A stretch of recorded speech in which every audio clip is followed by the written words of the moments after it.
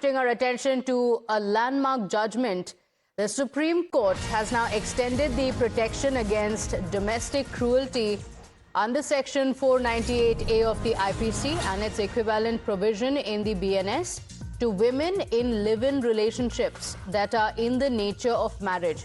The court held that there can be no distinction between a legally married woman and a woman in a marriage-like live-in relationship, saying that such a distinction violates Article 14 of the Constitution.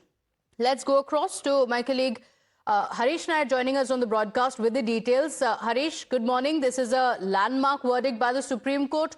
What are the details? Was there any clarification that was given by the Supreme Court on this? Take us through the details of the case.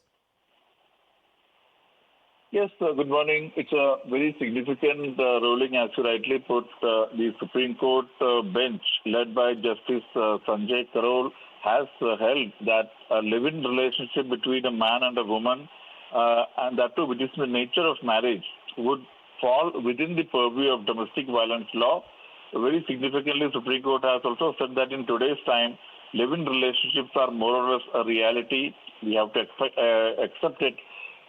Saying so, the Supreme Court has extended the application of Section 498A of the IPC to live-in relationships. The ruling, in fact, opens a window for women in live-in relationships to prosecute their living partner under Section 498A or its present equivalent BNS, that is the Bharatiya Nyaya Samhita.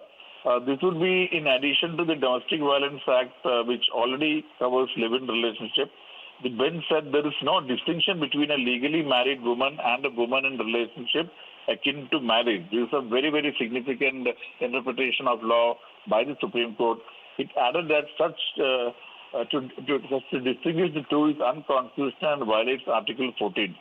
But the bench clarified that the ruling is applicable only to those live-in relationships that qualify as relationships in the nature of marriage where there is an intent to marry. The ruling came on an appeal challenging a Karnataka High Court judgment which refused to quash domestic cruelty proceedings against the husband, who claimed he was exempted from Section 498A of the IPC because he was in live-in relationship and had not married the complainant, and that the law was not applicable in such a scenario. So, a very, very landmark observation and landmark ruling of the Supreme Court as far as a live-in relationship is concerned. And as I said earlier, Supreme Court saying that in today's time, live-in relationships are more or less a reality. Back to you. Okay, all right, Harish, thank you for joining us. So extending protection to women, the verdict came while dismissing an appeal against criminal proceedings in a case in Karnataka.